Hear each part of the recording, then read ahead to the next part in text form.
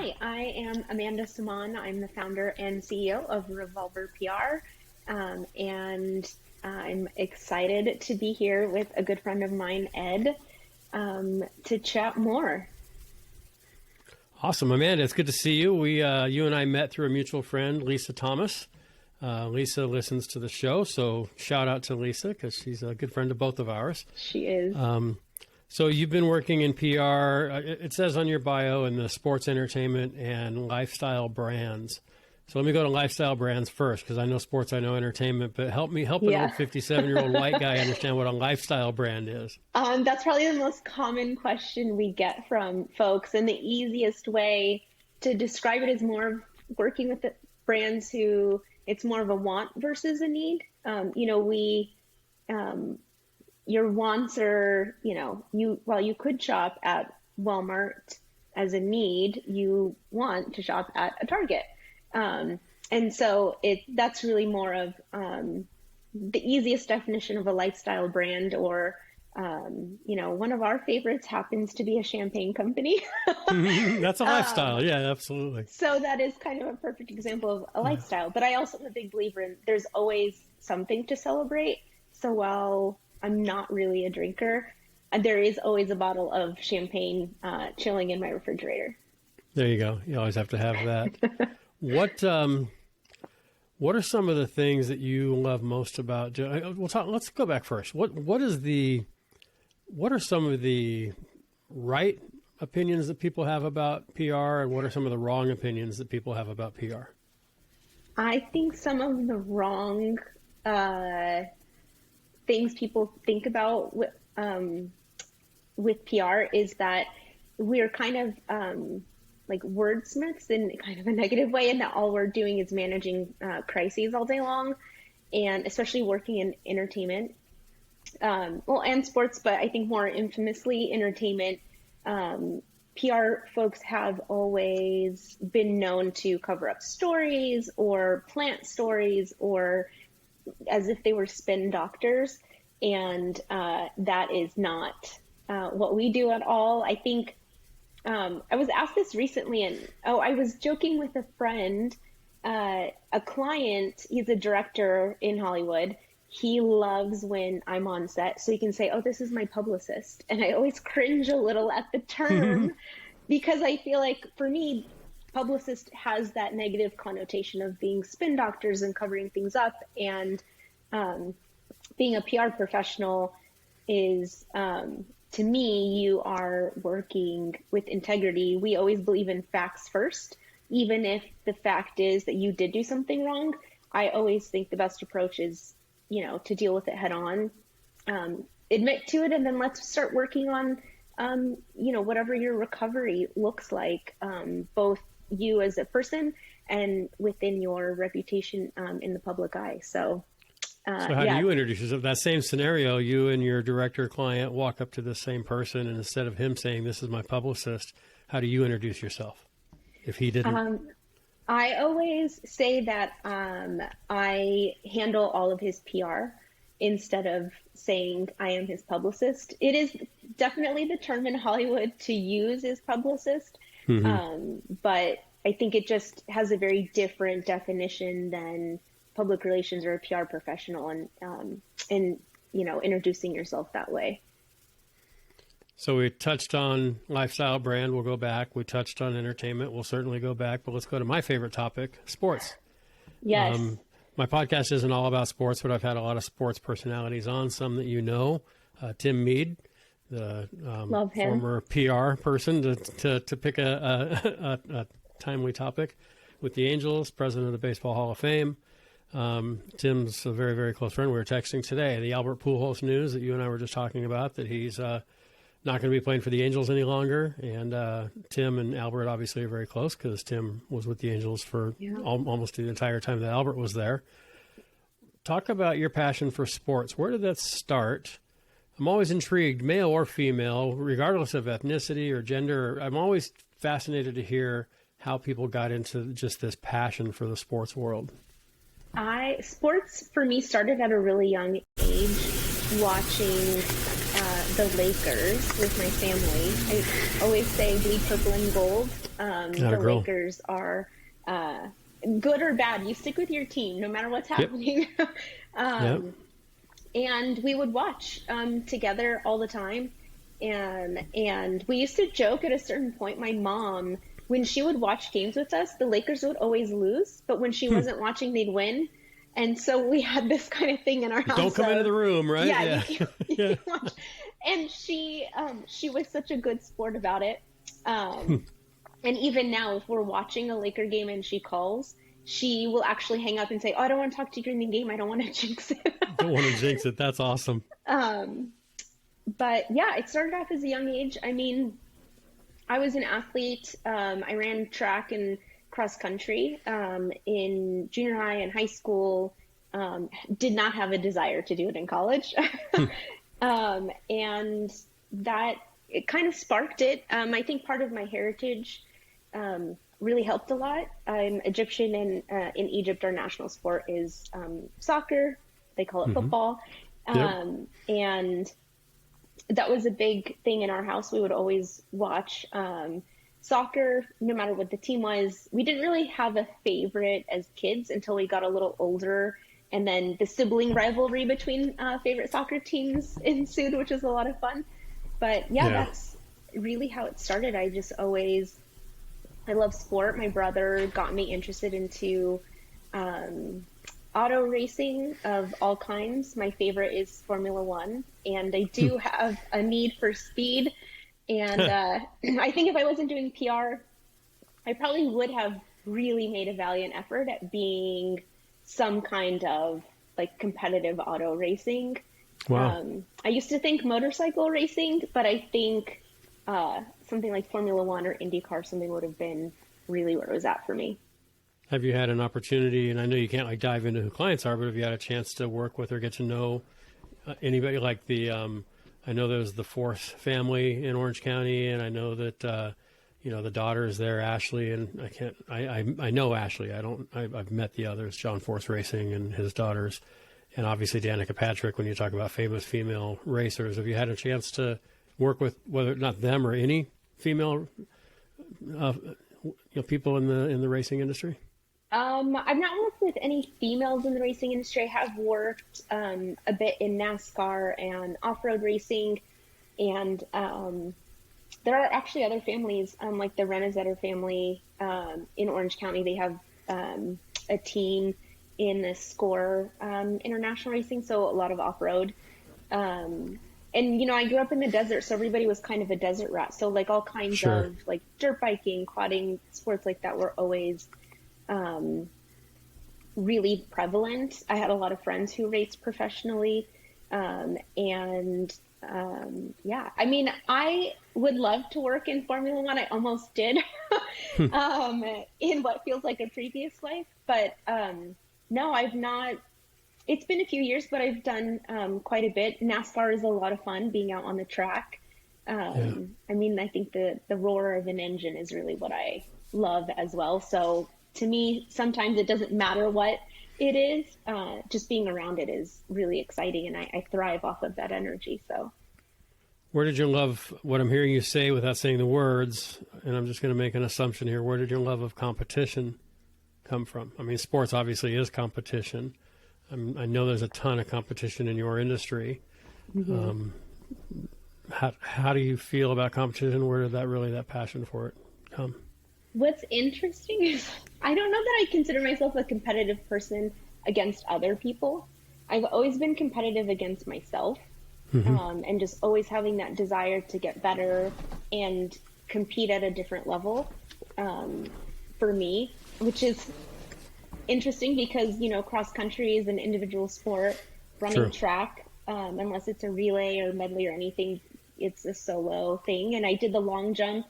If you can believe it, I actually am very short. I know you can't tell on video, but Ed knows because we've met in person. Yes. I am a 5'1" little thing. And so when I tell people that I did the long jump, they just naturally, you would laugh, like I just did. Yeah, exactly. Yeah. But thanks. I actually broke a school record once. I did it once. Nice. And got my letter for it, which was great in high school. But but they were always individual things. Yes, you do work as a team, and yes, there are team elements, and you train as a team, even if your sport is individual or what you're competing in. And I think I prefer it this way, being competitive against myself than others, because it helps really in all facets of life. But I think it's something that clients really enjoy, it's not that, we always look, right? We don't like plan or do anything very narrow-minded. We always have our peripherals on, but we don't do it to be competitive or try and one-up anyone or anything. It is just to be aware of what's going on and then continue to just push forward myself. And I always want to be a better person any time I can. I think we're always growing and evolving. And I think that competitive nature in me wanting to get better and push is a really big driving force for everything in my life. If I come up against a challenge, which we all do, instead of caving under the pressure or letting the fear get to me, I really use that to drive me forward and to keep moving. And so being competitive against myself is huge, which is funny because it's the opposite of, working in sports if they are competitive, but more competitive with me versus others. Yeah. Are there certain sports you tend to, obviously you said that you love the Lakers, and soccer is the national sport of Egypt and probably just about every other country except the United States probably, or hockey in Canada. Baseball, you and I have talked in the past a lot about baseball. You've been to spring training probably multiple times, and as have I. Is there a sport that is really the one that you, either as a fan or just in the work that you get to do, that you really kind of gravitate towards, whether it's a personal preference or you just spend more time in a particular area? I think personally, I stick pretty well to my roots of basketball and Formula One racing. I think those are the two sports I read almost every article about. I follow, and not just the Lakers, even though I'm a really big Laker fan. There are other players I enjoy watching.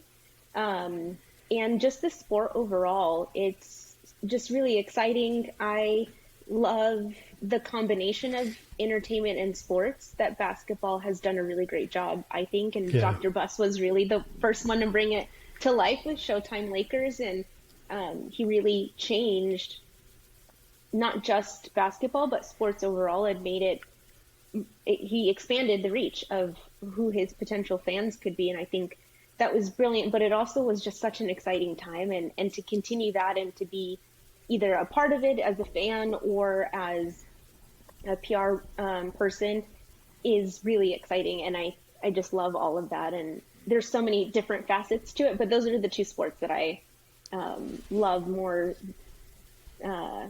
than anything, but I do love all sports. You have a favorite Laker? Past or present? I can't answer that question. Yeah, okay, that's true. Now, I'm not saying do you represent any. I'm just good. Yeah. Memo to self, Ed. Don't ask a PR person who represents athletes if they have a favorite athlete. Yeah. To be fair, I will say this because it's neutral. While I have seen the greats and have lived through the tail end of the Lakers-Celtics rivalry, my first player who I got to see play in high school and get drafted and really follow their whole career and was like my generation's player is Kobe. Yeah. And he just is such an incredible person, and everything he's accomplished far exceeds anything he did on or off the court. But it just was always so fun, and to see him grow as a player. And I don't think he has a reputation of being a ball hog anymore like he did his first few years with Shaq and everything. And so he definitely is one of my favorites. I've had the pleasure of working with other Laker greats, obviously after retirement, like Kareem and some of his children's books he's done, and all super great. One I'd love to meet is Magic Johnson. I feel like he just might be a really big teddy bear and friendly and nice to everybody.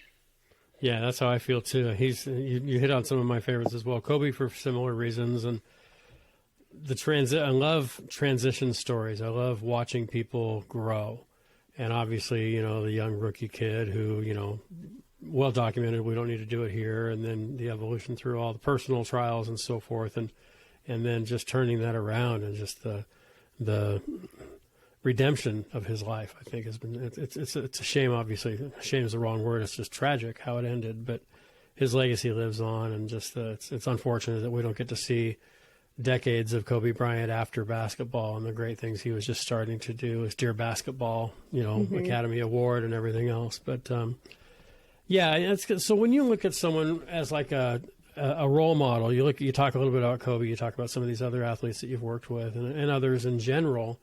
But when you look back at mentors or people that you really admire, is there I want to ask you about early mentors and how you got into what you're doing, but is there a characteristic that you admire as you look at some of the people? We all look at people that we admire in our lives, I think, and then stop and think, well, what is it about that person I admire? Do you find that there's sort of a theme, an underlying characteristic that you see in people that you tend to admire a lot? That is a really good question. I think both honesty and being transparent is one, whether it's good or bad. I mean, I think delivery is everything. I always say, mean what you say, but don't say it mean. Because delivery is really everything. I think that through my mentors, what I always saw, whether they realized it or not, is that they always approached people as being human first, and whatever they did for a career or whatever money they made, that never, was really a factor. And I didn't realize it until you just said it now, but I didn't realize it came from them and seeing them and how they treat people. But that's how we always approach things, especially working with high profile people. Publicly, we put them on these pedestals and we assume, oh my gosh, they're like so great, and you treat them different, but they want to be seen as a person and a human being. And that's how we always approach things first.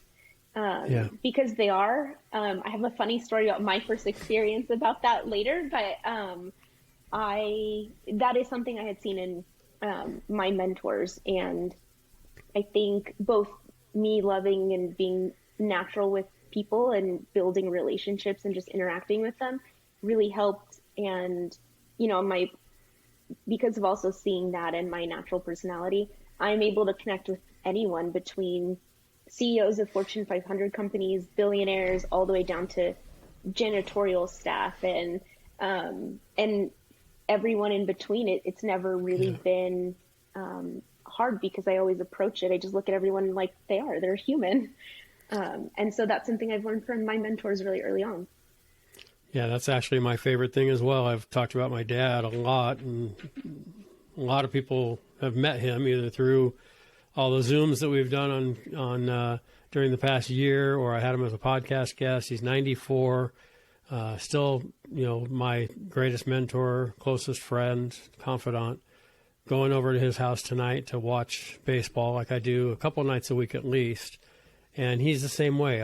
I always joke about my dad that if you were just watching him and he was having a conversation with someone and you couldn't see who he was talking to, there are a lot of people where you can tell the status of the person they're talking to by the way they talk.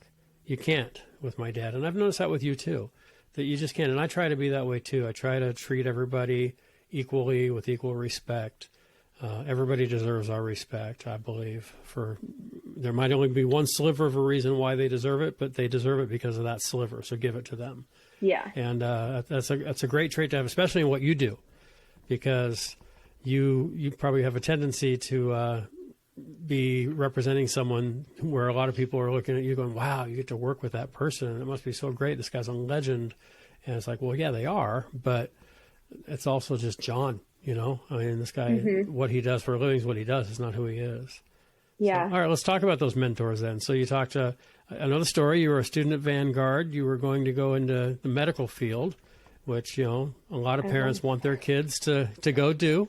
And you grew up in that culture. talk about that transition of I'm not going to be a doctor, I'm going to go work in public relations, and how that happened. Who was that mentor, or that first shining light that you looked at that opened your eyes to that? Yeah, I actually had a really great speech teacher in high school who was also teaching at the college I went to. And while I knew I loved communications, and parts of it seemed to come really naturally, even though I don't think back then I understood that, I knew I really enjoyed it. I didn't necessarily know what I wanted to do with it. I had never heard of PR until my junior year of college in that PR class at Vanguard. And the professor of that class actually became my very first mentor, and it happened very organically. And she's such a wonderful human being.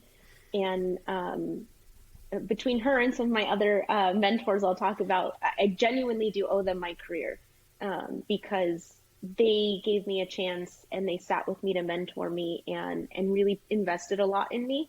And they never made me feel like I was a burden when they were taking that time to invest, when I knew they had companies to run and clients to serve. And I admired that a lot. But in that PR class, it was a requirement of my degree. And so I don't really know what PR is, I'll go.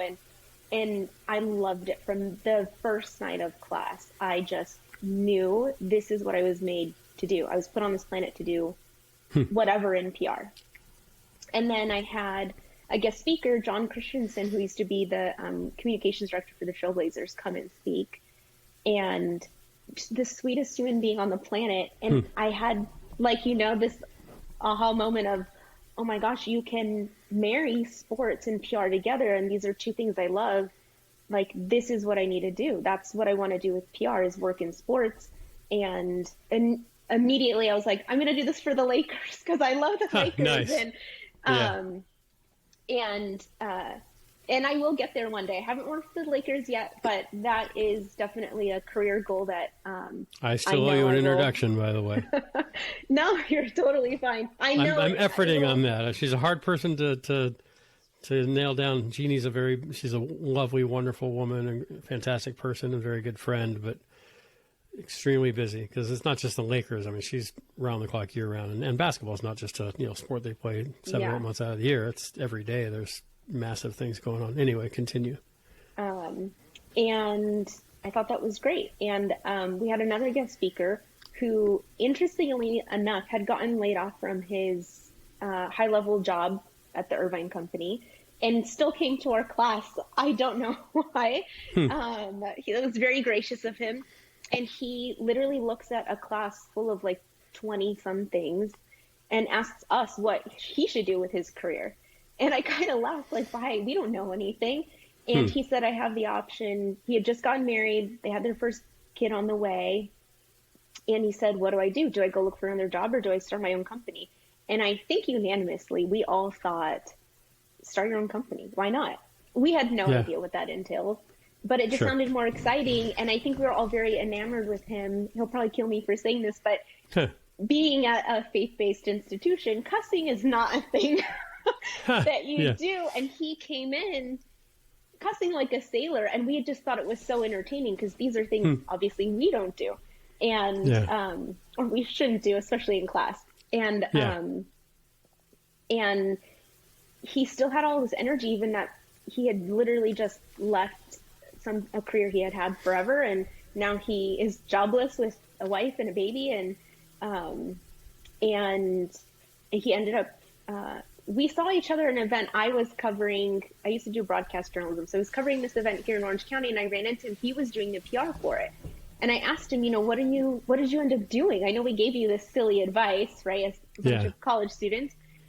Did you find a new job, or did you start your own? He said, I started my own company. And he was like, I can't believe you remember that. Let's work together. And he gave me my first internship with him in PR, and it just kind of evolved. And between the three of them, John, Bill, and Stacy, was my PR professor, the three of them were probably the best mentors anyone could ever ask for. And they really helped me grow into the professional professional and person than I am today. And I am forever grateful to them. I mean, there's stories for days of everything that they've done and how great, but yeah, that was really what set me up in my career. What do they have in common? Other than the fact that they mentored you, but I mean, are there, the reason I ask that question, again, we get to the why whenever I talk to people on the podcast, and why do we do what we do? Why do we admire the people that we admire? I could list 20 different mentors I've had in my life in sports and leadership and business and faith, and friendships, but I could draw a correlation to probably pretty much all of them. And so I'm wondering if you can with those three. I think between the three of them, they are genuinely good people at the core. There is never really a question of, well, maybe they could do that, or they would have done that and it might not be great. There's never that. You know exactly who they are, and they're very consistent in that. And I think being such a genuinely good human is something I hope everyone is attracted to. But sure. I think with a lot of previous experiences in my life, I don't know that I genuinely had that. You think at certain points you do, and then they show you their true selves, and you're like, oh gosh, that's so disappointing. You're not who I thought you were. And you kind of move on and you go through life, and everyone has these experiences. But with the three of them, in the maybe 15 years I've known them, they've always been the same consistent people that they are. They treat everybody with respect. They want to give back and invest in others, and they have never wavered in that. And their hard work and dedication and their work ethic and integrity that they have, that, is what is very appealing, and something that all three of them had in common. You're at a point in your career now, you've had some success. I'm sure you've had students or others come to you as a mentor. What do you look for when you choose to or choose not to mentor someone? I think that's a great question. I think that I think back to my three mentors I had and how that happened. It wasn't forced. It was very organic. We genuinely got along, and I felt comfortable with them to share both personal and professional things. And I think that is a really good quality to have in a mentor, being able to shift gears. It doesn't always have to be one or the other. It can be. But I think a lot of what happens in your personal life influences sometimes your professional life, even that day to day, you generally keep them separate. And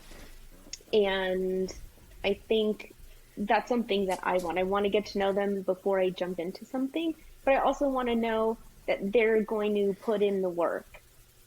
It's one thing to always kind of give out advice or suggest things or guide them or give them information, but what they choose to do with it is up to them. And I think for me, I want to know that there is obviously that level of trust between us, and them being open to putting in the work. If you say you want to get better and you want to have a mentor to help you through that, you have to also help yourself.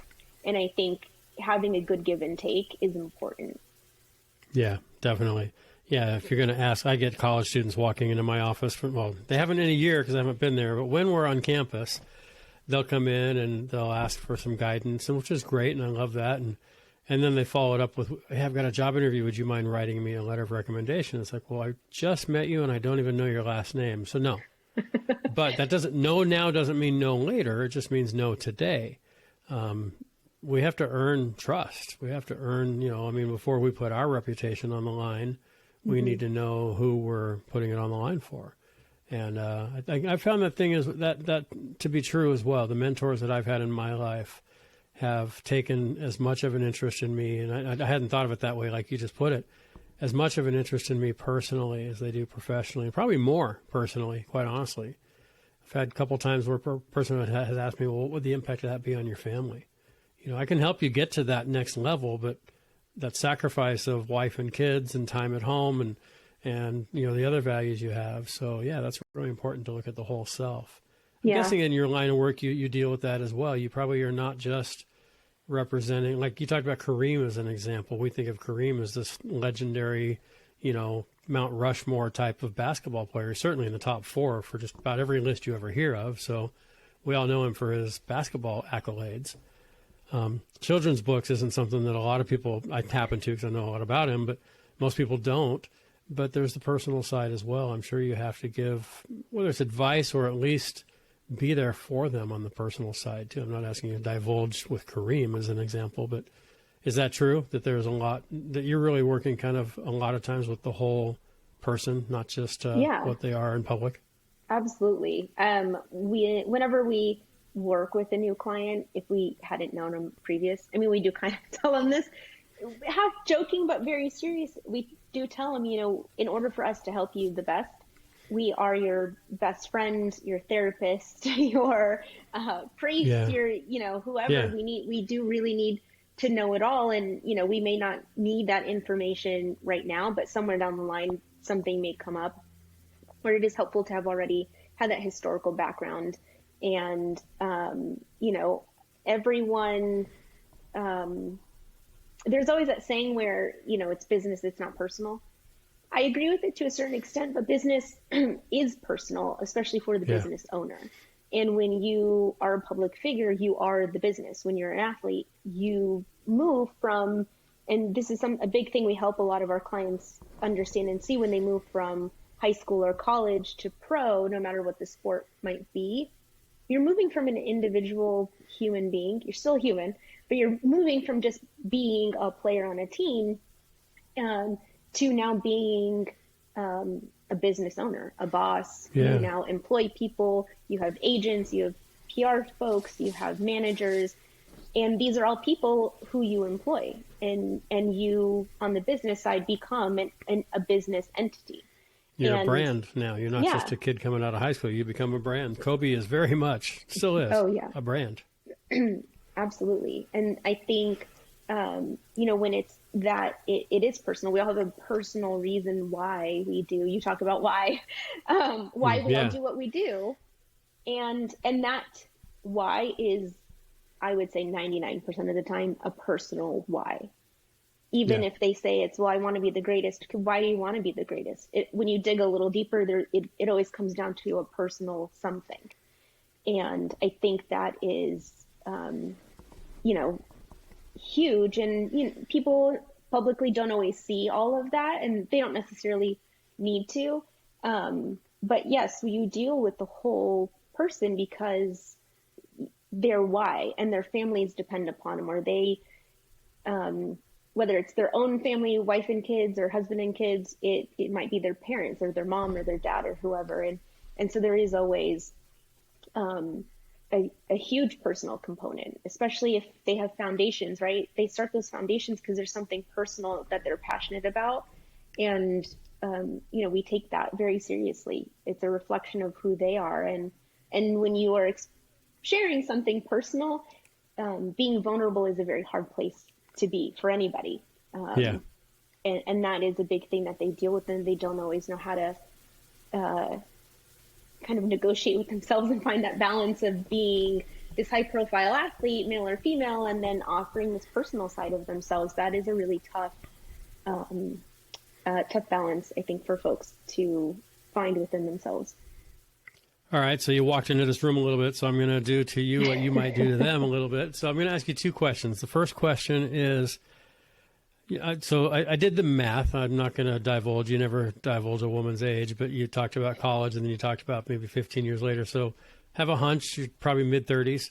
What's a big goal that you have in your career going forward? I mean, you're 20 or so years younger than I am, and I've done a lot in 10 years, but in the last 20 years, I've had a complete career makeover in 20 years. Not suggesting makeover for you, but I mean, when you think about, being 40 or 50 or down the road, what are those big goals that you have in your career? And then the second question, I'm not going to tell you yet, but you might know what it's coming because we've said it a lot already. Career goals. There are many. I think obviously I want to continue to grow Revolver, and especially in our sports division, and really work to grow our female athlete roster. That's a big passion of mine that I want to continue to drive forward. And I think on a personal / professional level, I do in my career, ever since I learned this was a thing, I want to win a creative Emmy. You can win an Emmy for social media, PR, anything creative. And I didn't know that until a gal I went to high school and college with. She won an Emmy for her social media work on the Ellen show. And I just thought, I called her and said, "This is a thing? You can do this?" I had no idea. Nice.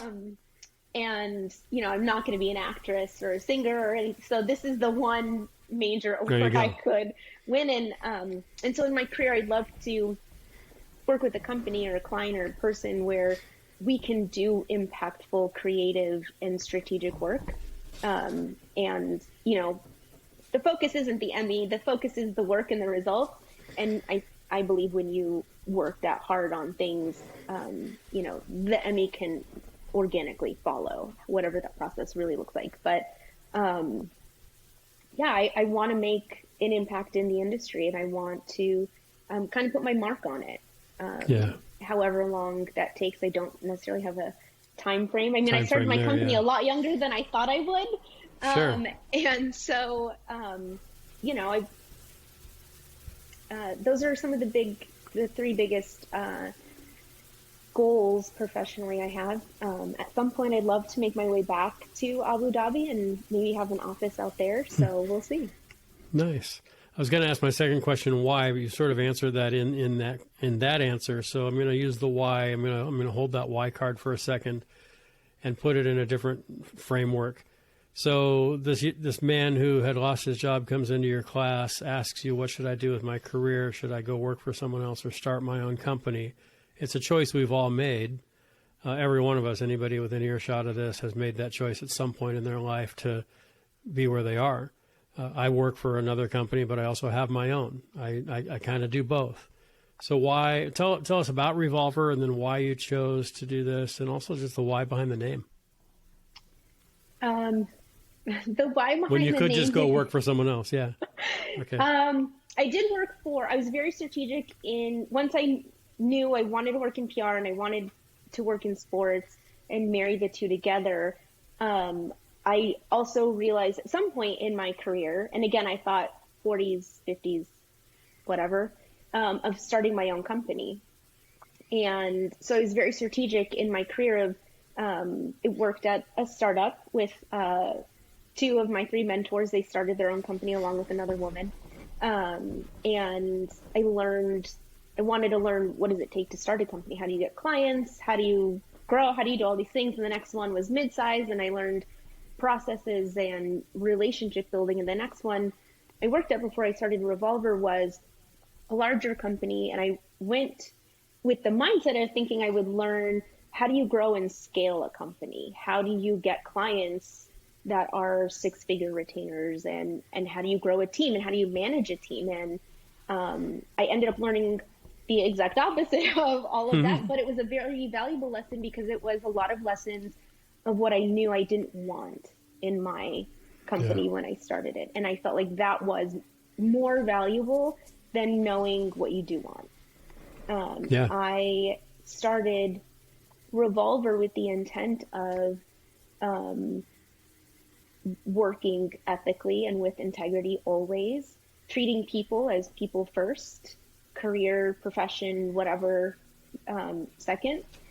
And I wanted to remove all of the layers that hinder you from doing this great work. There's a lot of bureaucracy that happens, and the agency of record is starting to become less of a thing because of all the layers it takes to get approvals and move forward. And I wanted to ensure that whenever we were sitting in a room with a client, that the person from Revolver, if it wasn't myself, sitting there with them was a decision maker. So that way we could move quicker. And one thing that sets us apart, there are many, but one of them is our ability to stay nimble. And I wanted to always maintain that when I started my own company. And I think we've done a great job at doing that. We're 5 years in now. So awesome. Congratulations. No, that's great. Thank you. You know the numbers. Most companies don't make it past the first year. So Yeah. that's fantastic. So why the name? The name actually, and when we first started, people made the natural assumption it was either related to a revolving door, which it's not.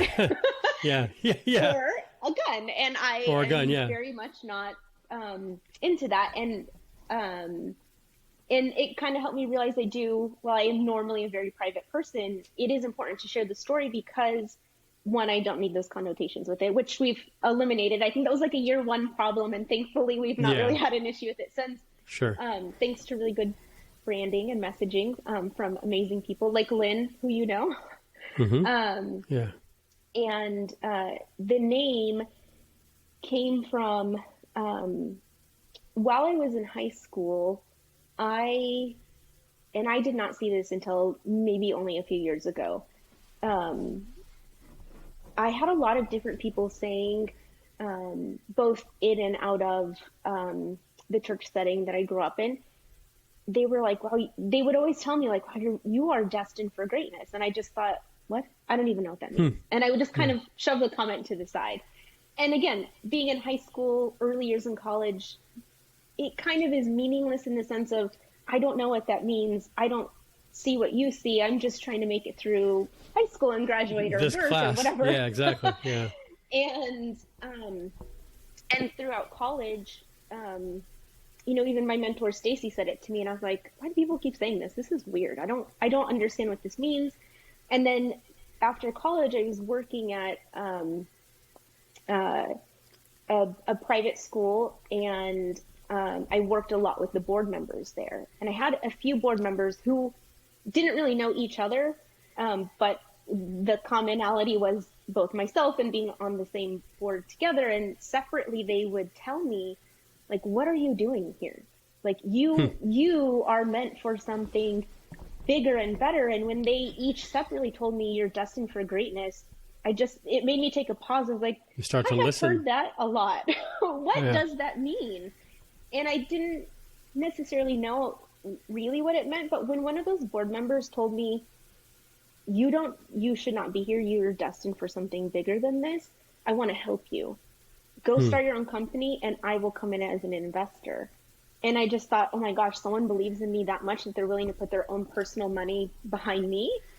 Right. That's a scary thought, but also exciting. Sure. And it made me take a step back and think, well, why do people keep telling me this? Like, what is it? And I don't necessarily know that I know what it is, but I have learned to embrace that. They see something in me I may not see wholly. I think I do understand now pretty well my strengths and weaknesses.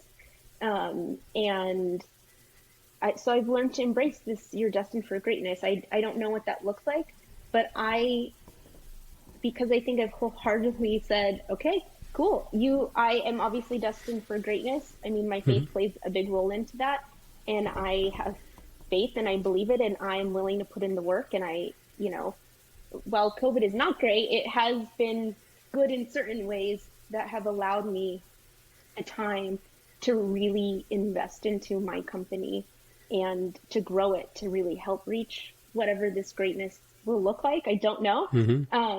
But because it was such a common thing that kept coming back over and over and over again, Revolver, as soon as I thought of it, I was like, that's it, that's the name. And it wasn't too soft given, because I always thought I'd have this other name for my company. And when I defined the industries I wanted to work in, it seemed just too soft. It didn't speak to really who we were serving, and Revolver PR did. And that's really why, because I've had that common theme come up so much. And which is also why I kind of laugh, while I say it's not about a revolving door, it was a theme that kept revolving around me for so many years. Well, and revolve, that's a great word too, because, our life revolves around our core values. And, you talk about your faith, that's same with me. And I think it's probably similar faith. We should be driven. We should, it should be very clear when someone looks at us and works with us, even for a minute, what's important to us. And that's one thing that I think why when Lisa introduced the two of us, and I think we just struck up a friendship immediately. I mean, I can remember we're sitting in a restaurant, and I think she got up and went to the restroom or something. You and I were just sitting at the table talking for a little bit. It's like, man, this person gets it, and so it's really cool. So let me ask you a question really quickly. What do you talked about your strengths and weaknesses, and people hate this question, but I always ask it. What are your strengths? I mean, honestly, don't sell me or sell the audience on this, but I mean, what is it that you think that you do really well that has led to the successes that you've had to this point in your career, and why people want to not only come work for you, but with you? I think that my love of people, and while as PR, we are storytellers, I love hearing other people's stories. And you can learn a lot from listening. I'm a big believer in that. But I think just because I genuinely love and thrive being around other people and embracing different cultures and backgrounds and everything, and just learning from them, I think that it just seems really easy and natural. It's not 100% of the time, but a larger percentage than not. I think, like you said, there's just something natural and organic, and I think it is because it just is who I am. And as long as I can remember, I've always loved being around people and being really outgoing. And my faith is a big part of it. I always, cliche, right? You want to treat others how you want to be treated. And I do believe in that. Golden rule for a reason, right? Yeah. Yeah. There's something a college professor of mine who actually now is the president of Vanguard, who was a professor at the time I was there, said there was this one phrase. I may not remember anything else he taught us, but I do remember this one thing. There is this phrase, I believe it's Hebrew, and it's sola fide, and it means only by faith. And when he said that, that really struck something within me that I've never let go of. While I don't have any tattoos, I always said if I did, this is what it would be. There's the one, yeah.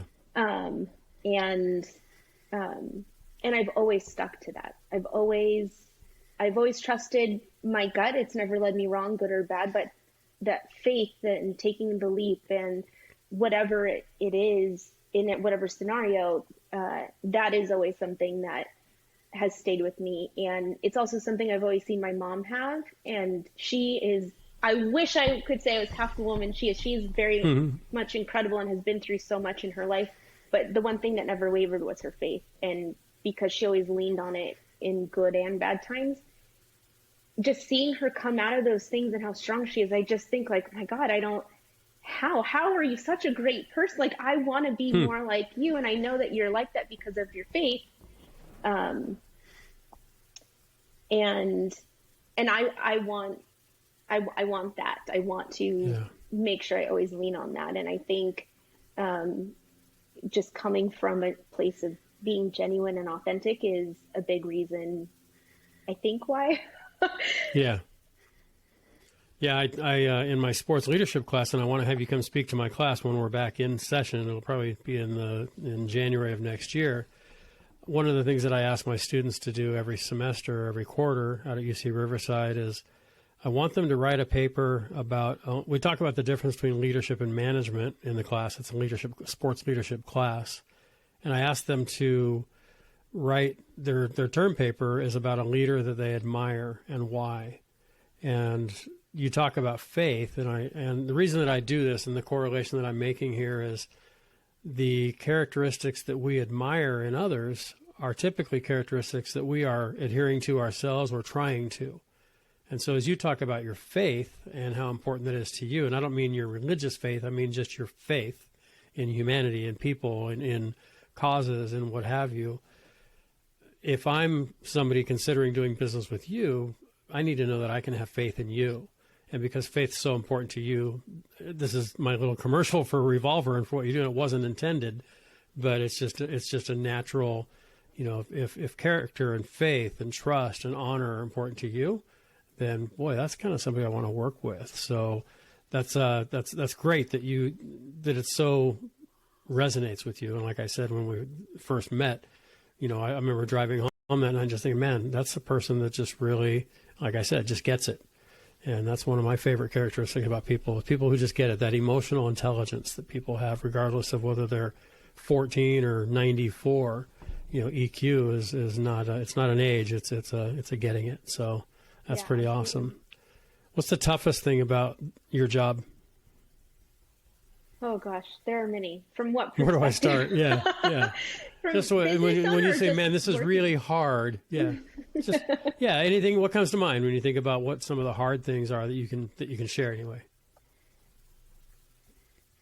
Not who, but what? Yeah. Yeah. Yeah. Boy, that one. If it wasn't for all those students, my class would be great. Yeah. Yeah. Without all that grading those papers, you know. Yeah. If I don't have to grade papers when the semester's over, that is the hard part about part of what I do. Biggest challenges or just challenges or is there a hurdle or a challenge that you are? I'll ask it differently. Is there a hurdle that you really had that just seemed, just too difficult to overcome, and then how did you overcome it? And what was the breakthrough maybe?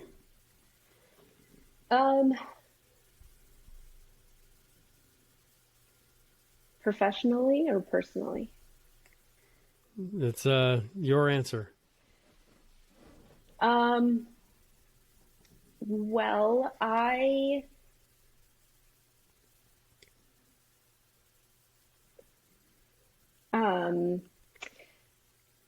early in my life, I had, and I didn't know this, right? As a kid, you don't get these things. I had someone in my life who was not super supportive of me specifically. I'm not really sure why me out of our 4 siblings. And it was, as I got older, it got tougher. And I also started to realize what was really happening and understand it. And it really, really helped shape probably everything that I am today. I mean, there's other things as well, but this was a really big challenge that I didn't understand was happening to me for such a long period of time. I thought things that were going on were normal, and that was, I think a part of it I chalked up to our culture as well. Just being a little bit tougher, and emotions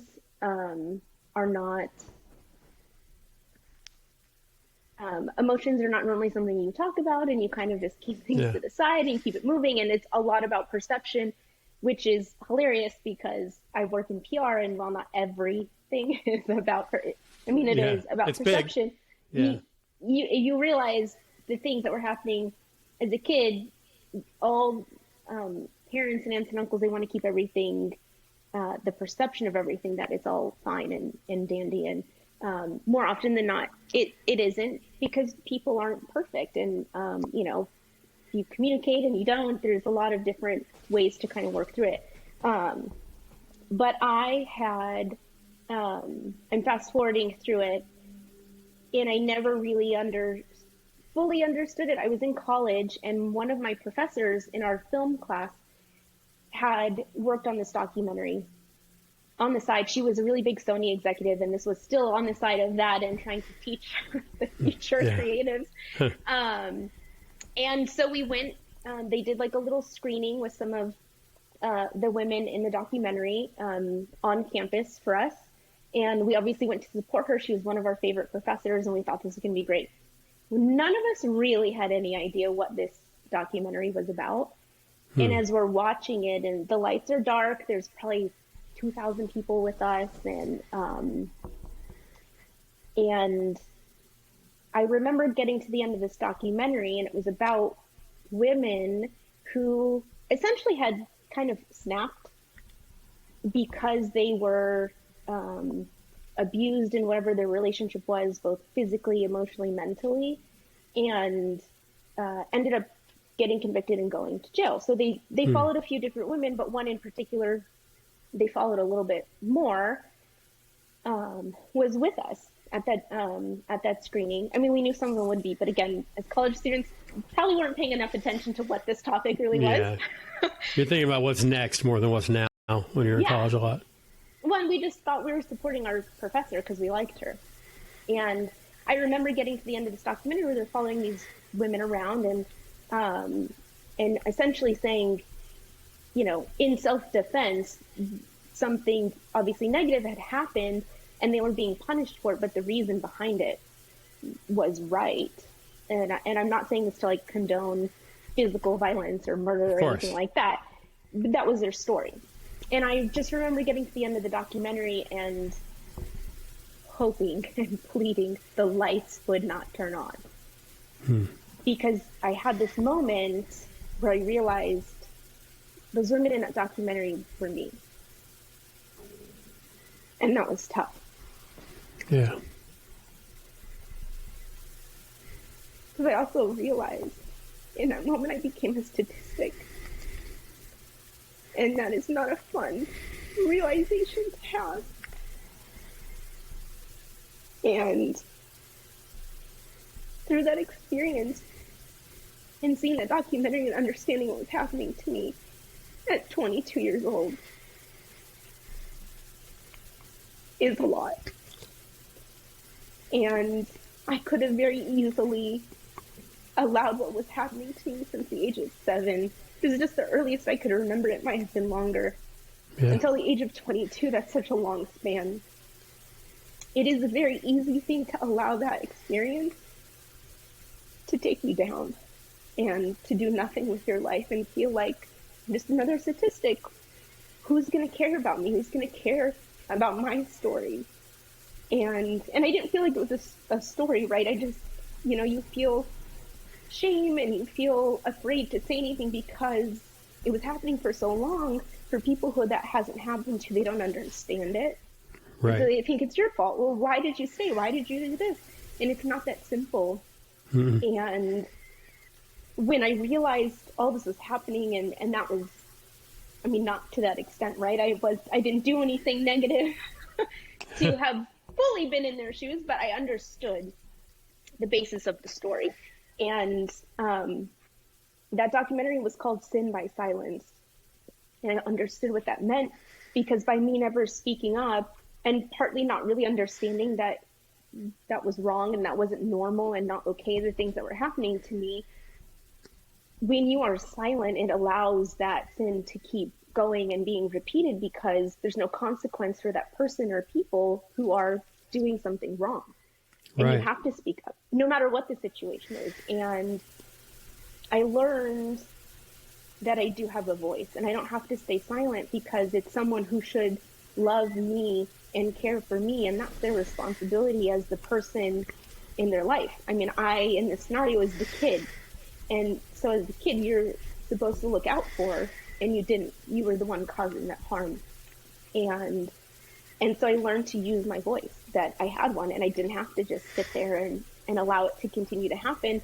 And as I kept setting my boundaries and setting that up, I used that to fuel me. And that is a really big driver of why I hustle as hard as I do, why I want to treat people like people, and why I am attracted to other people who are genuinely good people at the core. And it sounds silly to keep saying it, but it's true, because you can on the surface think someone is really great and they can give you that facade and that perception that they are great, and but you never really know what's going on behind the scenes. And I think that also has equated to having more emotional intelligence, because no one ever knew what was happening. I never said anything.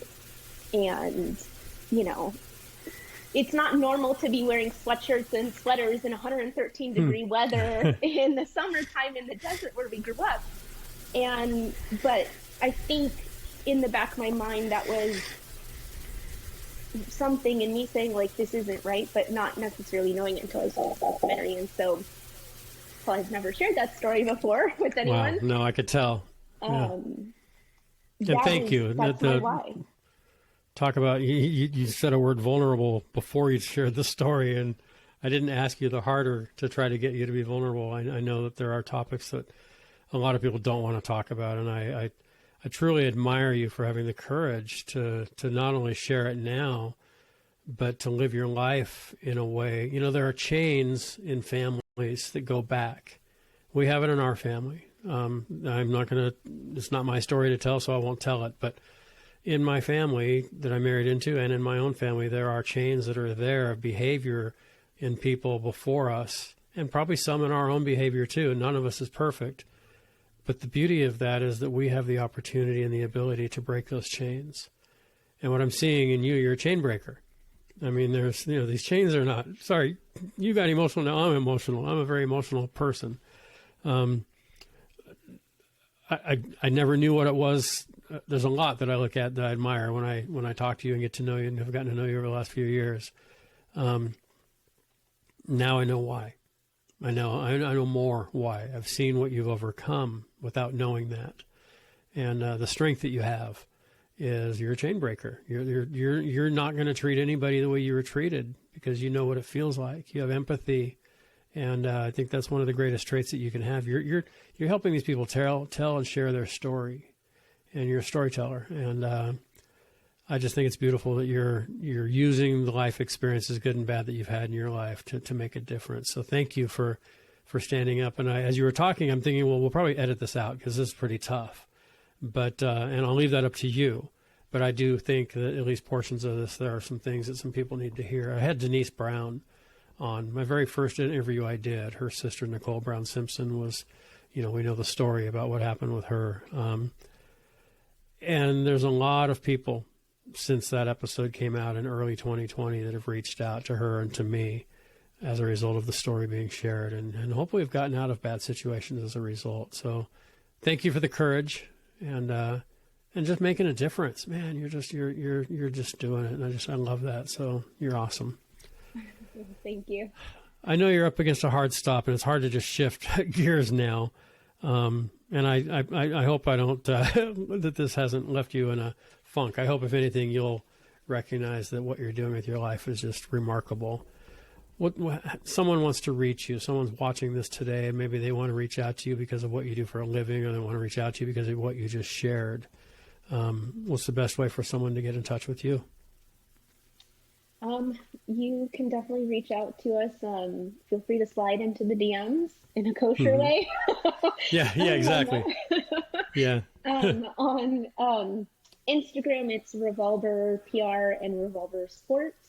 And same with our website, revolver-pr.com, if you want to get a hold of us and chat more, whether it's professionally or personally. Definitely open to it. And thank you for having me on and for making me feel as comfortable as I did to share.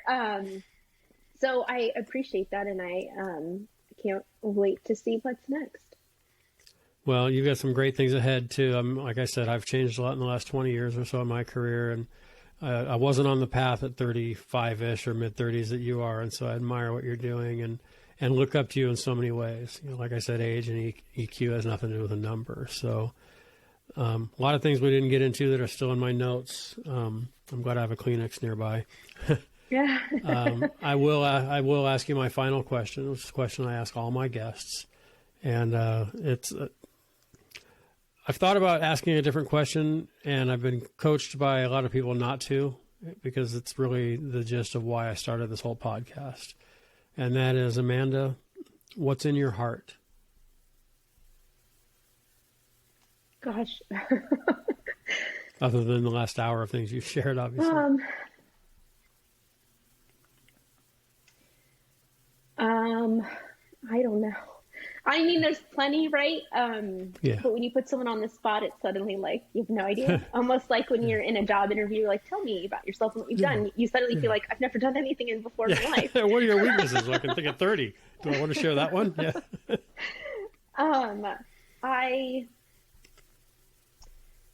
I think at some point in my life, no timeline associated, I would probably like to get to a point where I am more comfortable telling the full story to help others.